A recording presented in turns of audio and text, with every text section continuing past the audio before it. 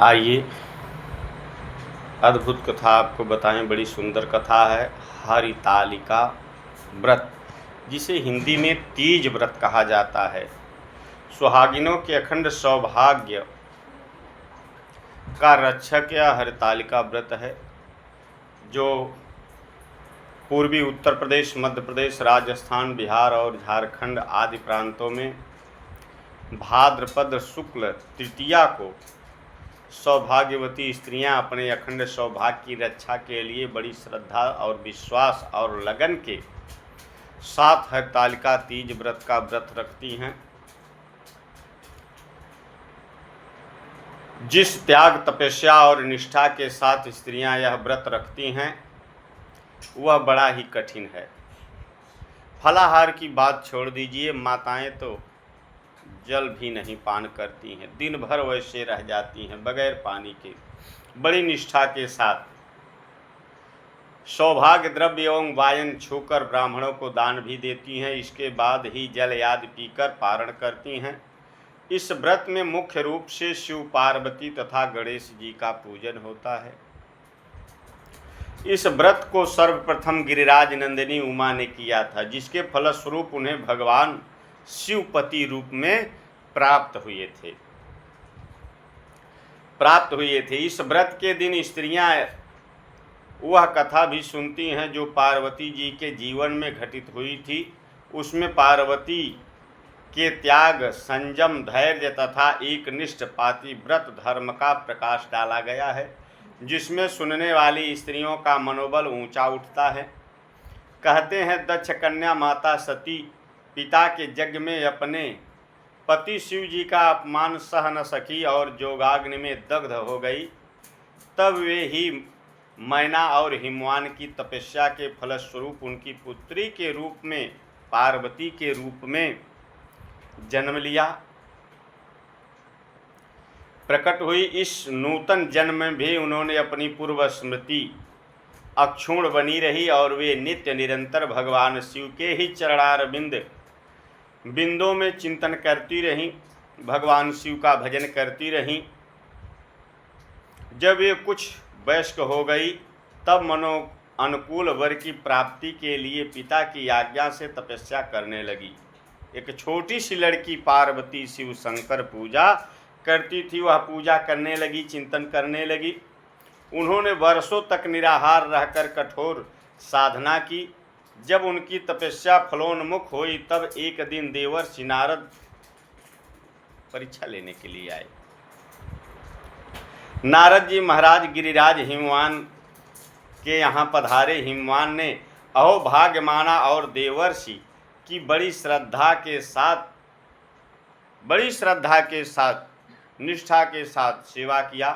कुशल क्षेम के पश्चात नारद जी ने कहा, भगवान विष्णु आपकी कन्या का वरण करना चाहते हैं। उन्होंने मेरे द्वारा यह संदेश कहलवाया है। इस संबंध में आपका जो विचार हो उससे मुझे अवगत कराएं। नारद जी ने अपनी ओर से भी इस बात को रख दिया, अनुमोदन कर दिया। हिमवान राजा राजी हो गए। उन्होंने स्वीकृति दे दी। देवर्षि नारद पार्वती के पास जाकर के बोले, छोड़ो, यह कठोर तपस्या किसके लिए कर रही हो देवी? हे उमा, ये किसके लिए कठोर तपस्या कर रही हो? तुम्हारे पिता ने भगवान विष्णु के साथ तुम्हारा विवाह पक्का कर दिया है। इतना कहकर नारद जी चले गए। उनकी बात पर विचार करके पार्वती जी के मन में बड़ा कष्ट हुआ, बहुत कष्ट हुआ।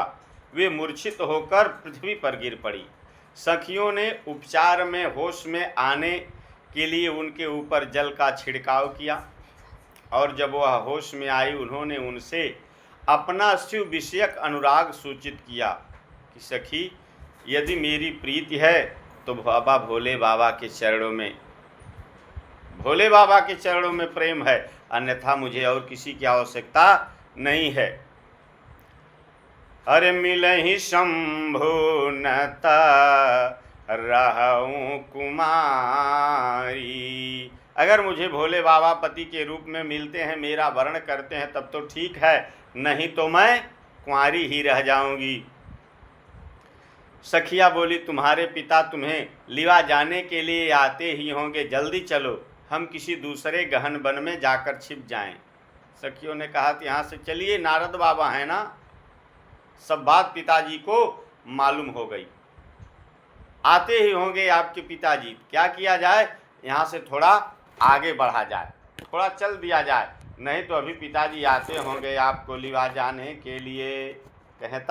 कहें यहाँ से हट जाना चाहिए। सखियों को लेकर के मैया गौरा थोड़ा आगे बढ़ गई। गहन जंगल में, वन में एक पर्वतीय कंदरा के भीतर पार्वती ने शिवलिंग बनाकर उपासना पूर्वक अर्चना आरंभ की। साधना प्रारंभ कर देती हैं मैया। उसमें सदाशिव का आसन उस तपस्या से डोल गया।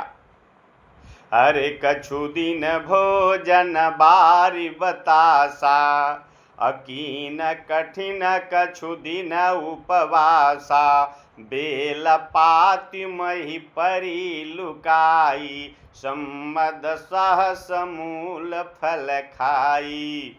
मैया ने कठिन तप किया, उग्र से उग्रतर, उग्रतर से उग्रतम तप किया, और अंत में भोले बाबा का सिंहासन डोल गया। भोले बाबा प्रसन्न हो गए, रीझ गए। पार्वती के समक्ष प्रकट होकर के कहने लगे, देवी, पति रूप में, पत्नी के रूप में मैं तुम्हारा वरण करता हूँ, वचन देता हूँ।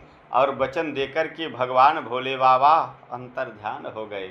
तत्पश्चात अपनी पुत्री का अन्वेषण करते हुए हिमवान भी वहां आ पहुँचे, और सब बातें जानकर उन्होंने पार्वती का विवाह भगवान शंकर के साथ ही कर दिया। जब सब कुछ जान गया ना, तो अपनी बिटिया का विवाह भोले बाबा से कर दिया। क्यों?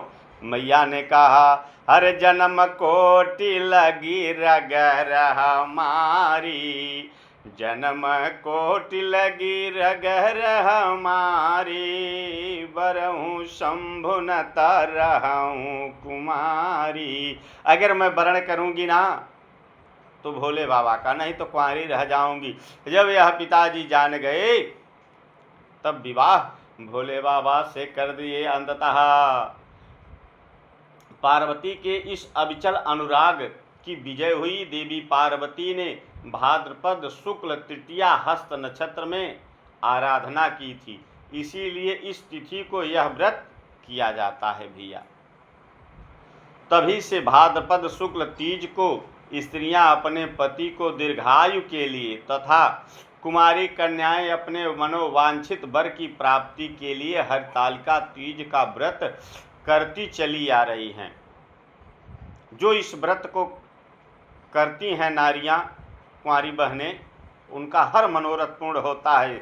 लेकिन श्रद्धा विश्वास से पूजन करिए। श्रद्धा विश्वास रूपिणो अलिर्भिर हरिता जस्मात् तस्मात् सा हरितालिका।